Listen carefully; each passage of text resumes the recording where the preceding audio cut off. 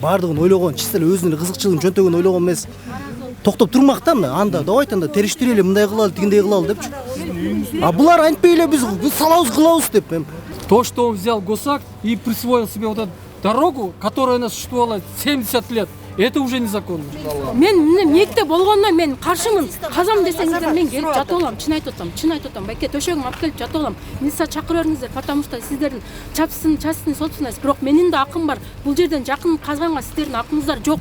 Моунча неме тереңдикке казылганда тетигил үйдүн биздин астыбызда парковка бар.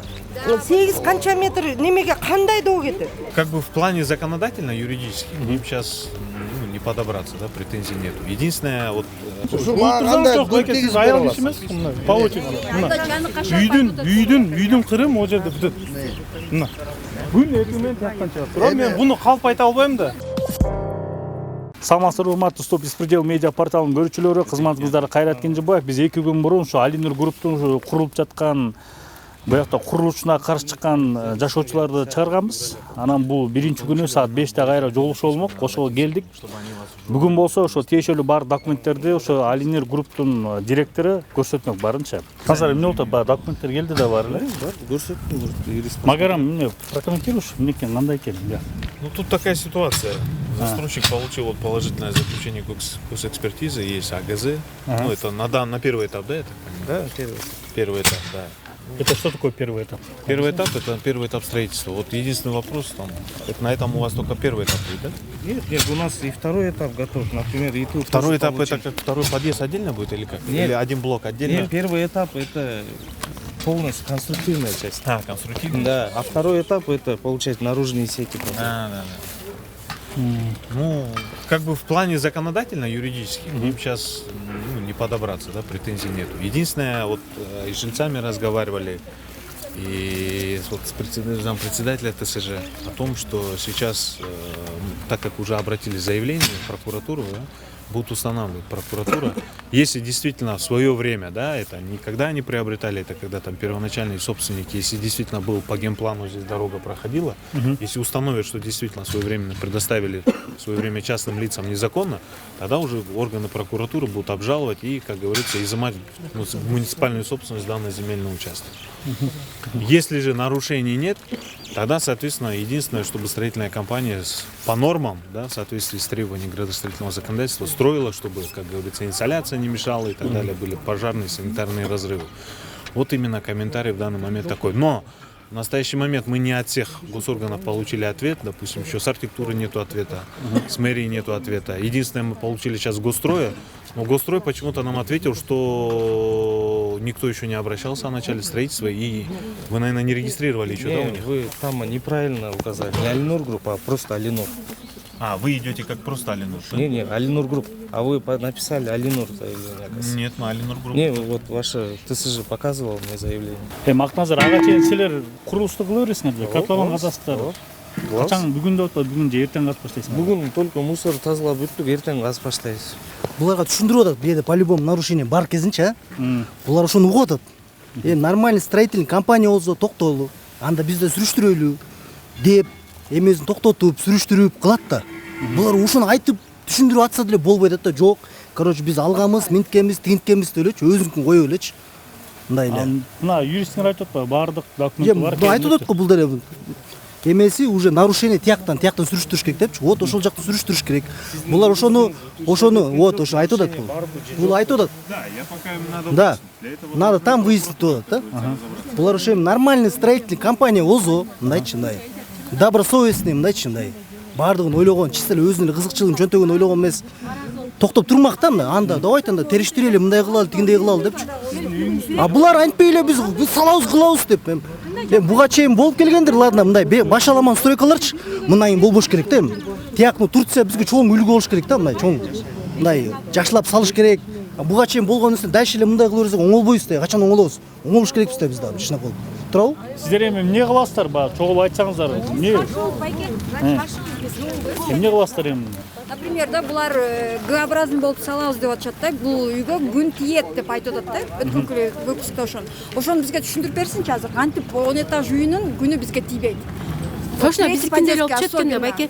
Точно биздикинде эле болуп түшөт экен. Анан кийин рекламасын аябай укмуш кылыптыр. Биз мисалы нааразыбыз. Кандай ишти силер элдерди нааразы кылып баштайсыңар. Мисалы кичинекей эле жер да, кичинекей эле жерге ошондой выезд 4 сторон деп аябай укмуш реклама кылышыптыр байке.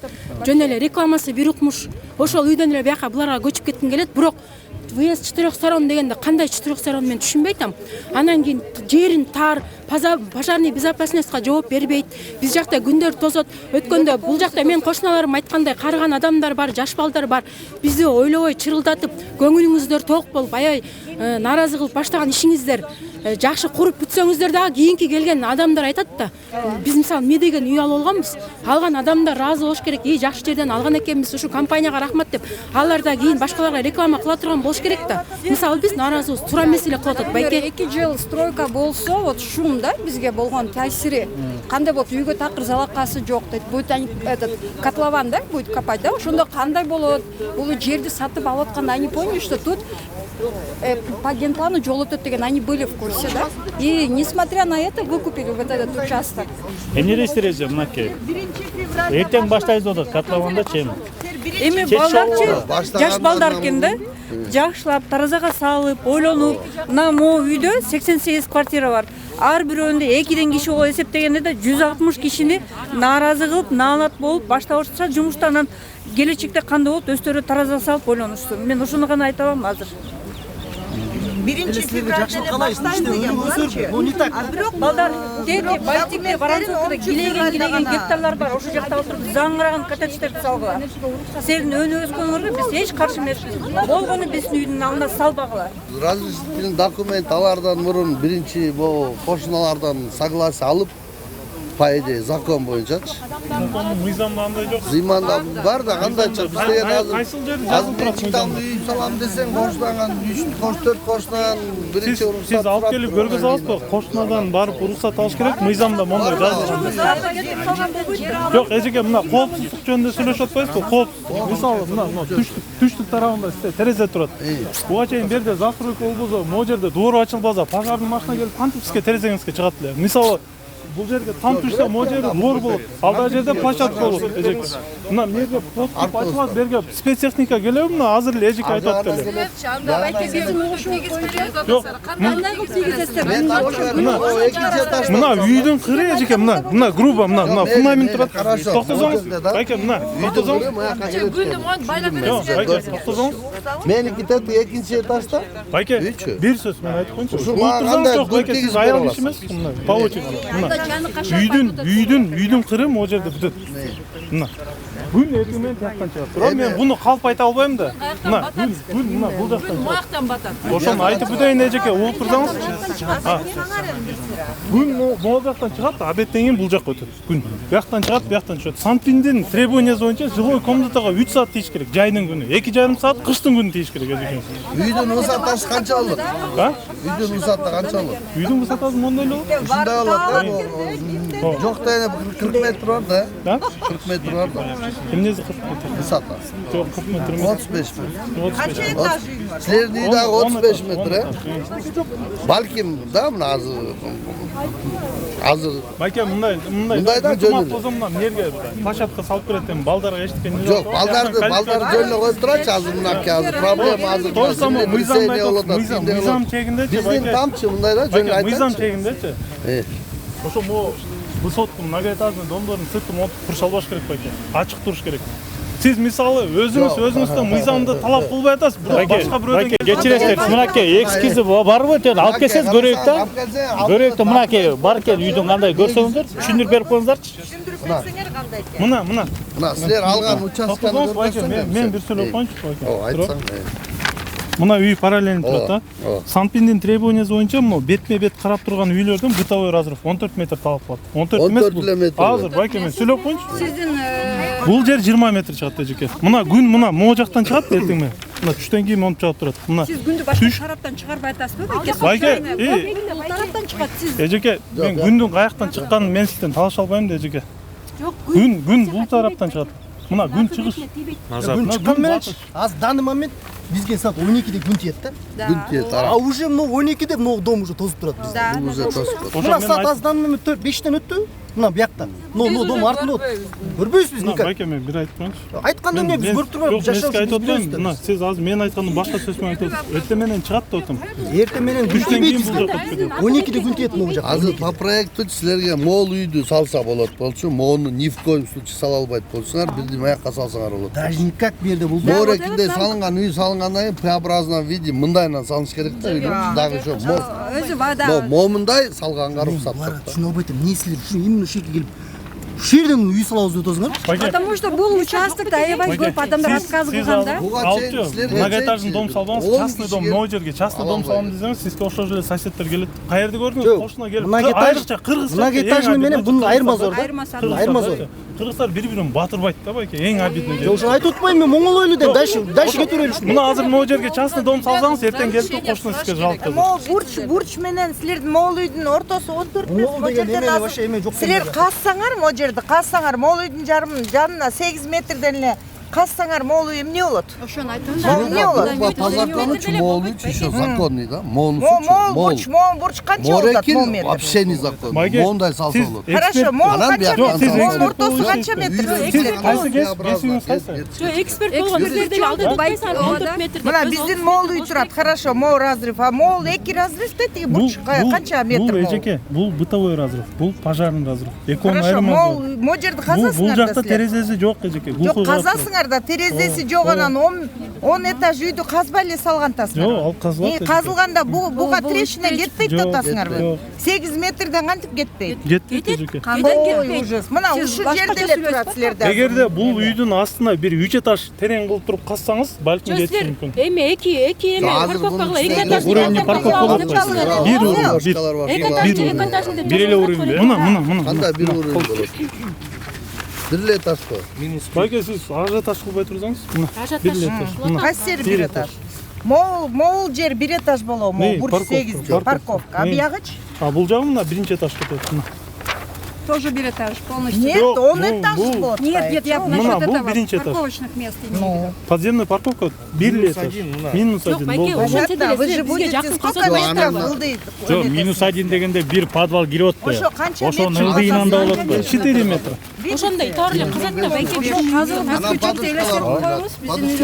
жакын казасыздар, бизге ооба деп айтып коесуздар. 14 метр эмес, 30 метр болуш керек. Байке бир ара казышыңыздар керек. Эжеке, кайсыл жерде ошо жазылып турат? 30 метр. Ошондой жазылат экен, ошондой болуш керек экен. Анда пожарный болгондо Мына эжеке, мына жазылып турат го. Мына камера, сиз алып келип. Эжеке, сиз алып келип туруп көргөзүп бизге бериңиз. заказ этип атасыз. Мен кантип заказ этиптим? Жок, сиз айтып атпайсызбы эжеке? Биз президентке чейин барабыз, ал үйдүн астына пикетке чыгабыз биз. Биз уруксат бергенде гана баштагыла. По конкретному сиздерде аябай нарушениялар көп. Ошону өзүңүздөр деле билесиздер. За 4 месяца получили готовые документы. Ошолордон ответ келсин, анан башталат. Пока Силерди текшерели деп. Текшерсин. Потому что я вот мыйзамдуу алып интервью кетти да. Биз берип атабыз. Силердикин көрдүк бар экен. Бирок могу бизге бүт ответтер келгенден кийин башталат да. Силер да эртең иштейсиңер бу жерде. Разберемся. Көңүлүңө ток иштейсиздер. Көңүлүңүздөр ток иштесе. Биздин правительство, биздин органдар иштебейт. Силерге 2-3 ай бою бербейт ответ. Биз баштай берели деп атасыңарбы? Уруксат берсеңиздер, перебивать этпей. 2 минут угуп коюңуз. Мен плюстарын айтып коеюн, анан минустарын дальше өзүңүздөр билесиздер, өзүңүздөр вывод кыласыздар. Мына плюстан бири сиздерге жол керек болот да, жолду талап кылып атасыздар да. Силер жол саласыңар. Жолду жапкан жокпуз. Кайсы жолду? Азыр жолду. Мен бир азыр айтып өтөйүн эжеке общий пункттарданчы. Мына экинчи плюс. Могу жерде сиздерге пожарный подступ ачылып атат. Бүгүнгө чейин сиздерге жабык турган эжеке. Мына азыр ачылып атат, спецтехника келсе, мисалы бул деле воротасын жабып койбойт, ачык турат. А күнчү күн. Мына экинчиси. Үчүнчүсү могу үйдүн ачык детский игровой площадкаңыздар барбы сиздерде? Бар. Силер бир өтүп көрбөйсүңөр. А бул жактан деле тетиги жерден бир калитка ачып койсо ошо күн тийген тараптан да игровой площадка болот. Чоң рахмат. Аябай жакшы. Күнчү күн байке караңгыда жашап туруп площадкада ойноп жүрөрүз. Лекция аркылуу берсеңер анан кийин калган неме Аны эжеке биз ойлоп тапкан эмеспиз. Эжеке аны санврачтан барып сурайсыздар, санэпидстанциядан сурайсыздар. Ошонун нормативи кандай деп. Чапаевага жол ачылчу могу жерге. Мына эжеке жол. мына ачылып турат. Ал чилбеттир го. Мына эжеке. Мына линия застройки деген бул линия градостроительного урегулирования деп коет. Силер айтып аткан генпланда мына жол каралып турат. Жол. Бунун эни 14 метр. 14 метр. Муну силер жол деп айтасыңарбы? Азыр жолсу пожарный заезд дейсиңер. Буну эжеке. Эми ключевой момент. Пожарный заезд.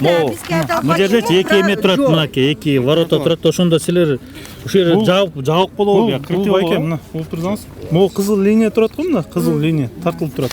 Бул жерде мына ясно жазылып турган граница земельного участка деп турат. Бул жерде ворота деп жазылып турбайбы? Момундай эле кантип эле кара жол болот, ачык Мына болот. Акназардын позициясы, мына руководитель строительной компания. Бул мынтип атат. Байкелер, эжекелер, урушпайлы, общий компромисске келели деп атат. Компромисске келсек деле мен колуман келген условияны түзүп берейин деп атат. Жок, биз андай сөздү уга элекпиз. Мен эртең баштап. Жок, азыр айтып атпайбызбы кечке? Биз мына 30 канчасында биз встречались с ним первый раз. Он 1 февраля начну деген. Но силердин айткансыңар, ошондо кар жаакан. Только первый раз 1 февралда баштайм дегенсиңер, бирок документиңер 10 февралда алыптырсыңар. Как вы срочно вот это получили, я не знаю. Это тоже гумен санайтай бул вопрос. Азыркы биз Кыргызстанда жашатабыз. Эжеке бир руководствонун позициясын түшүндүрүп коеюн. Мына азыр баары чогулуп турганда айтып алайын деп атат. Мисалы общий компромисске келсек, мен колуман келген условияны түзүп берейин деп атат. Мисалы бизге Жок, силерге бир нерсе салып берем деп эмес, в пределах этого земельного участка. Азыр мен ачыгын айтып коеюн. Анан эгерде компромисске келбей сиздер болсо текшерт эме деп атасыз, анда мыйзам жолу менен кетсин, текшертсин деп атат. Бизге мыйзам жолу туура, потому что биз ойлоп атабыз могу жерде туура эмес алынган бул жерге. Мындай момдайынан туруп тетиги жерден бул үйдөн 8 метр отступать этип казганга вам бы не разрешили. Мына Турция эмне болуп атат? Өзүңөр көрүп атасыңар. Неме фундаментке эң обидный жери мына Турцияны мисал кылып атат. Биз силерден Турциядан мурун эле кезиккенбиз бул жерде. Бул жол жабык турат деп силер кечке айтпагыла. Бул деген биздики эмес, бул ошо Шримдики болчу могул жер. Вот ошол. Многоэтажный дом турган жок эле ал убакта. Кечиресиз. По документам тетигин жерди захват кылып туруп тосуп алганда, он обещал, что он все это откроет. Тетиги жерде үйү турат. Вообще жолго килейбе бизге эме салып алган. Жок, бияктан жол жол болот деп тынчтап. Он просто захватчик жол ачык жол. Мисалы вот этот застройщик Ихлас айткан. Бул жерге эчтеке салынбайт. Генплан боюнча мына мындайдан тиги эмеге ачылат жол деп Бакаевага. Генпланды даже көргөзгөн. А я вот сомневаюсь, что кто Госстрой?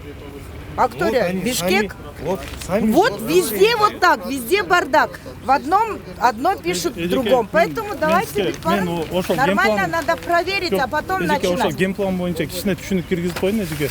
Мисалы общий баарыңыздарга. Генплан проект застройки деген бул рекомендательный характер алып барат. Сунуш себеп дегенде генпланда болсо красный линия тартып коет, синий линия тартып коет, ал сунуш катары. Азыр эжеке угуп коюңуз до конца эжеке. Мисалы сиздин менчик участогуңуз болсо, анын үстүнөн красный линия тартып койсо, бул менчик участок да сизге. Азыр түшүнүп койсоңуз бир. Эч ким келип туруп укугу жок да келип туруп участогуңа красный линия тартып коюп туруп, жарымын алып кетебиз деген болсо, аны тартып коет, бирок мына юристиңиз бар. Зеленую книгу когда вы превратили в красную? Когда вы превратили? Чудесным образом, да. Ваш юрист. Onu görüp vereyim bir. Onu verseniz görüp vereyim. Раньше была зеленая книга тут, правильно? А как превратилась она в красную? Ну, вот это мы не можем знать. Мы по госрегистру, когда проверяли, уже в 2008 году, в 2008 году, да, уже был получен госакт. Я про что и говорю. Сейчас, конечно, все возмущены, но им сейчас претензии тоже. Они они также соучастники, допустим. Они крайние, но они получили документы. Понимаете? Для того, чтобы у нас была объективная информация, нужно получить соответствующие ответы от госоргана. После этих ответов мы уже будем знать. Понимаете? Сейчас просто обвинять, что там и так далее, виноваты, не виноваты, мы тоже не можем. Нужно получить информацию. Если действительно с официальной информацией будет установлено, что здесь проходит и должна проходить дорога, тогда уже будут соответствующие органы принимать решение и изымать эту землю. Давайте вот с этого места поподробнее. Айтсаңыз, вот, допустим, если по генплану проходит линия, градостроительное регулирование, там линия застройки, красная линия.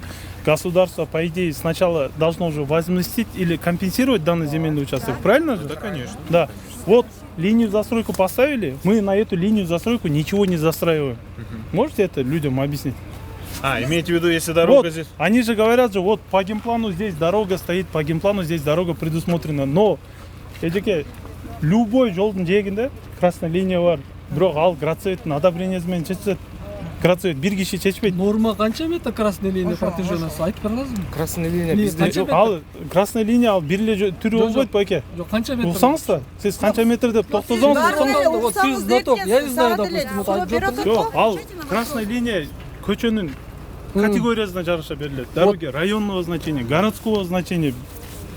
Ну вот в данном случае вот эта Межобластного улица какое значения значение имеет? Вот это в данном случае. Бул линия застройки байке, берде красная линия жок. Линия застройки деп турат. Ошо линия застройкидан ашырбаш керек. Сен сөзүңөн адашып атасың. Азыр эле айтып атпайсыңбы? Мы дорогу не застраиваем. Наша линия застройка заканчивается по краю дороги деп атасың, туурабы? Исходя из твоих слов, ты дорогу оставляешь, туурабы? В любом случае. А только что до этого ты же торговался. Айтып атпайсыңбы? Если компромисске келсек, мы вам вот эту дорогу откроем. Если компромисске келбесек, мы эту дорогу закроем деп. Это получается как? Эта дорога твоя, да, получается? Ты как хочешь, так и будешь распоряжаться. А хотя ты утверждаешь, что линия застройки это до границы дороги, туурабы? Мен ошо түшүнбөй жатам. Застройка ал рекомендательный характер алып барат деп байке. Сиздин таануусунун үстүнөн красная линия чуруп койсо эртең сиз көчүп кетпейсиз да байке. Менде красная линия бар экен деп. От дороги тоже жол. канчалык ташташ керек да, тротуар болуш керек. Мына, Дорога. эжеке, мына. Как это? Мына вот? дагы түшүндүрүп атайынбы? Мына Мол силердики экен могул, туурабы могул кызыл? Эжеке, мына түшүндүрүп атам. Мына линия застройка өтүп баратат. Бунун эни 14 метр. 7 метр жол калтырып атабыз. Эки чети мына пешеход. Это вот как раз вот эта дорога. Да, вот эту дорогу мы оставляем. За линию застройки не красный линияда переходим. үйүңөр турат коем мына. Красный линия келип атат, могу үйдүн чети Вот ожого он, туруп вот он атат. и объясняет, что они за эту линию не выходят, видите? Вот они не выходят, Вот- но они вот еще она дорога. отставлять надо же. Еще Я от ходил. дороги, Это от вопросы к линии. архитектуре, не к ним. Вот и о чем. Вот он линия застройка, вот Да. идет. А вы же от нее должны отойти еще сколько Кимберет? метров? Вы не должны Нет, отходить? это линия застройки. Отходите от Отходит красной кто? линии, если в случае на первом этаже находятся жилые комнаты. Эжеке.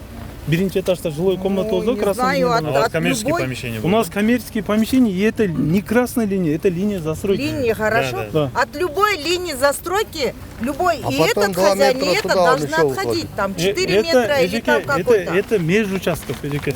Если границаны притик ортосуна болсо. болбойт да баары бир. Вот ошо притик линии кубет застройки Эжеке. болбойт да.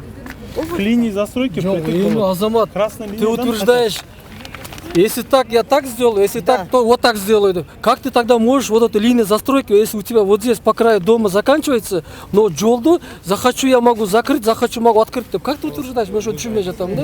Сизге түшүндүрүп берип атасыз байке. Башынан баштап эле.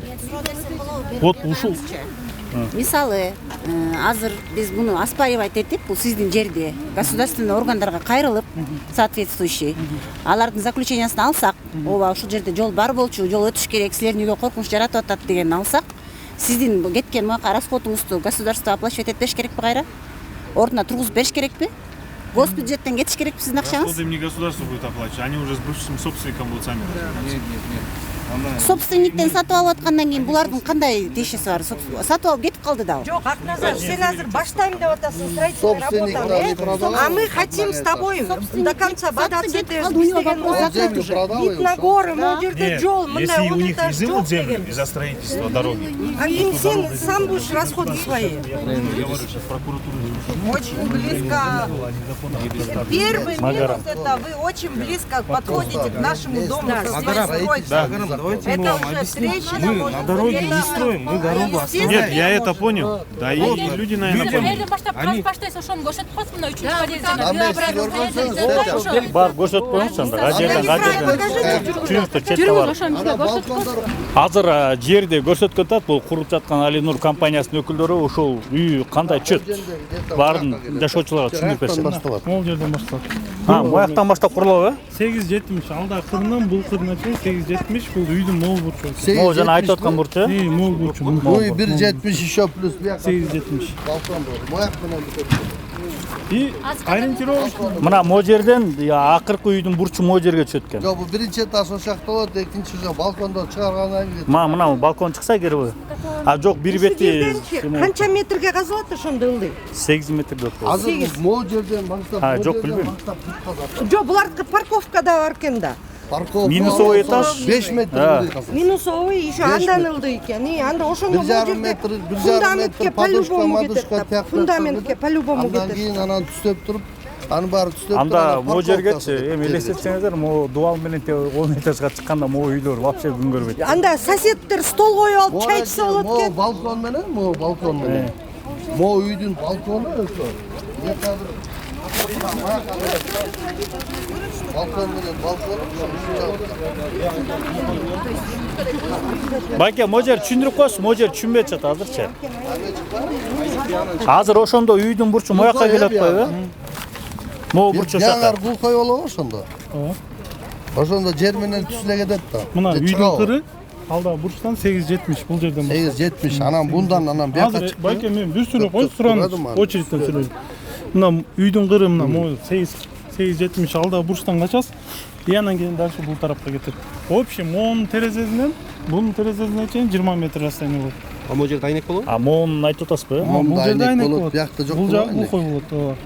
Анан бул жагында терезе болот. Могул чыгат да дагы негизи балкондун жок эмелер, игилдер чыгат. Консоль, ооба, глухой. Консоль 1,5 метр. Глухой болот алда. Ошондо жер мояктан салып барса дагы 1,5 метр моякка чейин келет да экинчи этажда. Собираетесь копать отсюда, да? Мына могу жерден, И могу бияка жерден. кетет, э? Мына 8 метр могу жерден дейт. Казганда дагы бияка чыгат. Бул үйдүн биягына кирбейт. Азамат инженерный нормага эмес, кыргызчылык деп коет. Мынучу.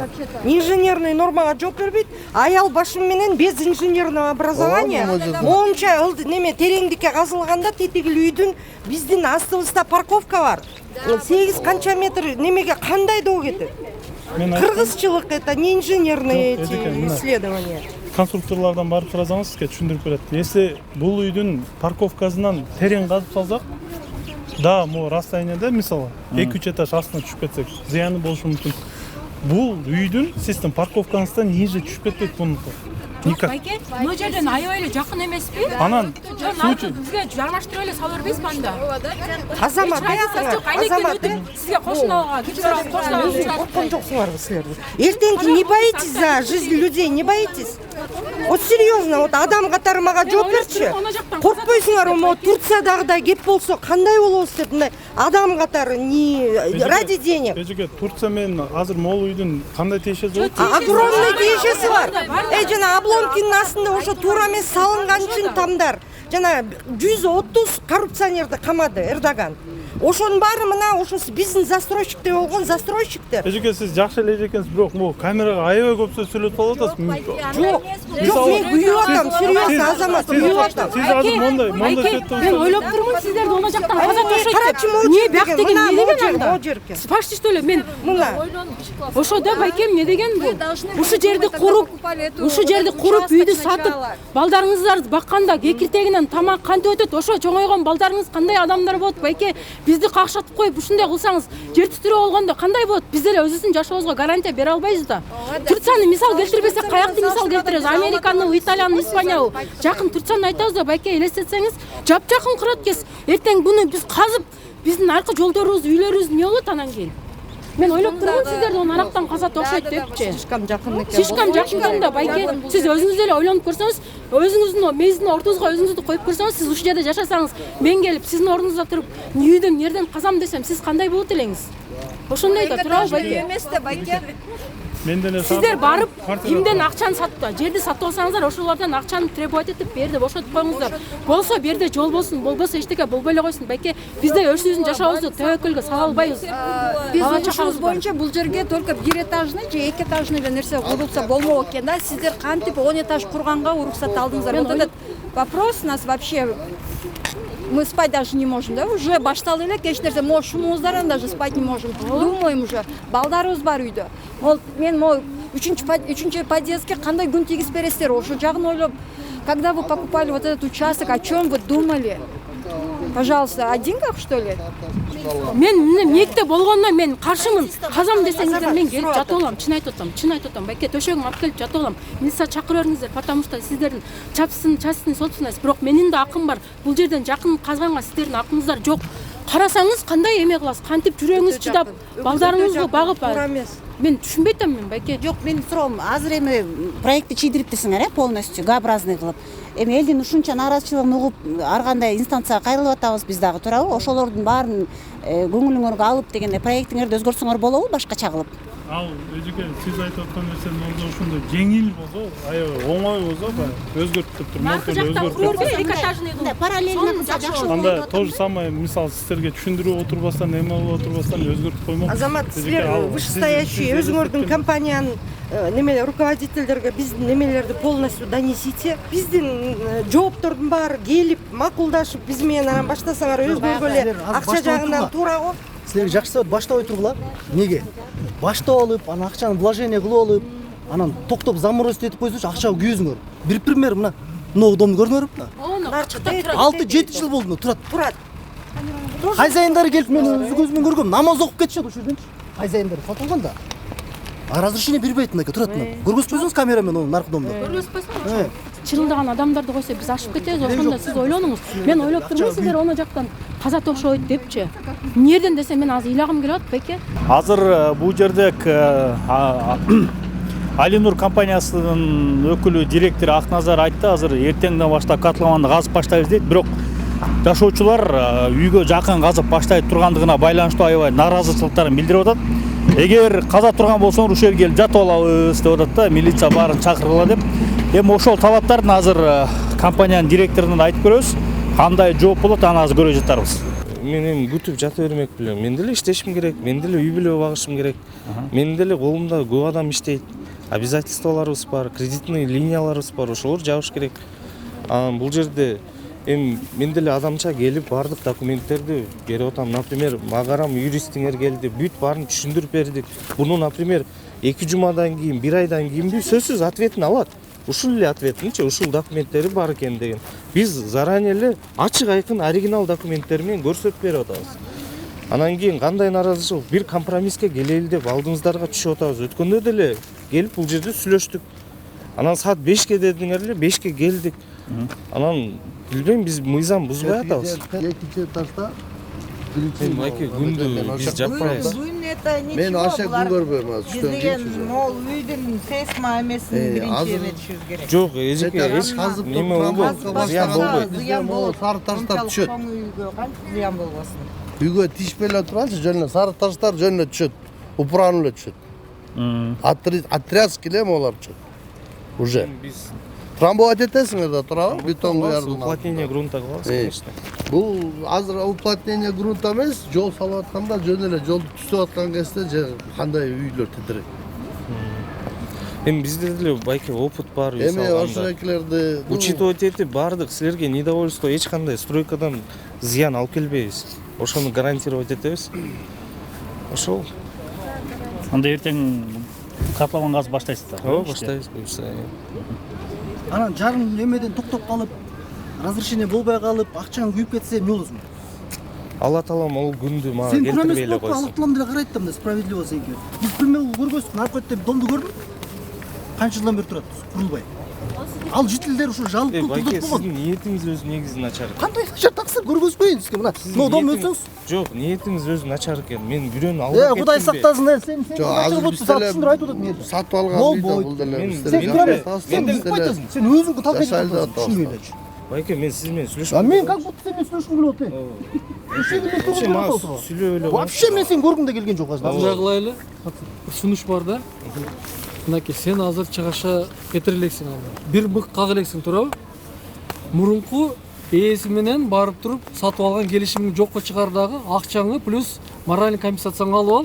Ошондо аябай жакшы болот. А предыдущий хозяин менен биз до конца сүйлөшөбүз дагы, бул госактыны аннулить этебиз. Ошондо биз сен менен эч кандай бир жаман нерсе айтышпайбыз.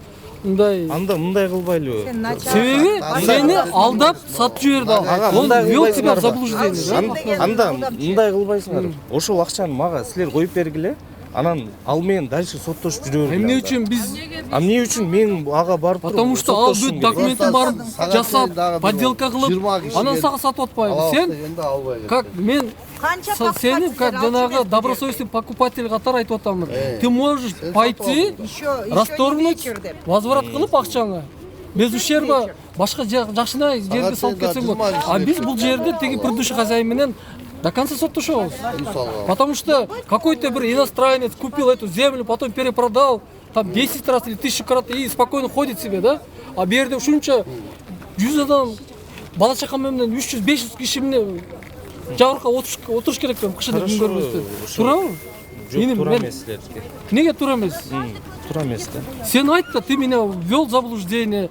Я не согласен с тобой. Он меня не вводил в заблуждение. Почему не вводил? Он продал землю, я купил. Я запроектировал и хочу здесь построить. Я внутренний инвестор. Богатые люди все могут в нашем Кыргызстане, они волшебники сейчас. Но это волшебством тоже будет конец биргүлө. Ошон үчүн нагло не надо вот так вот. Могу жерге кишилер келип, могу жерде карап тийине турушат. Силер очень плохо начинаете.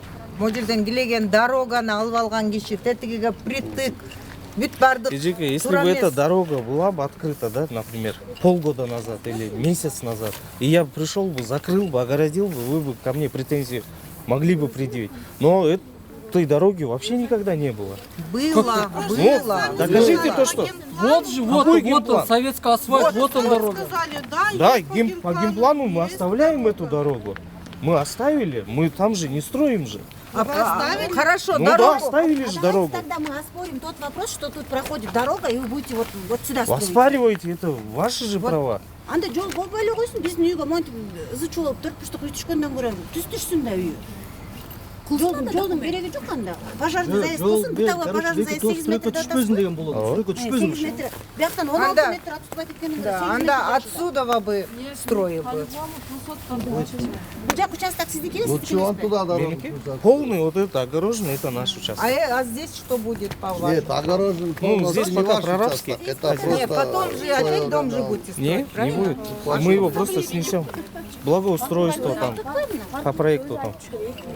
Анан паркинг боюнча 2 уровень паркинг. Жок, бир эле уровень. Өткөндө өзүңөр оозуңар менен видеодо бар. Ошону көрсөтүп бериңизчи анда.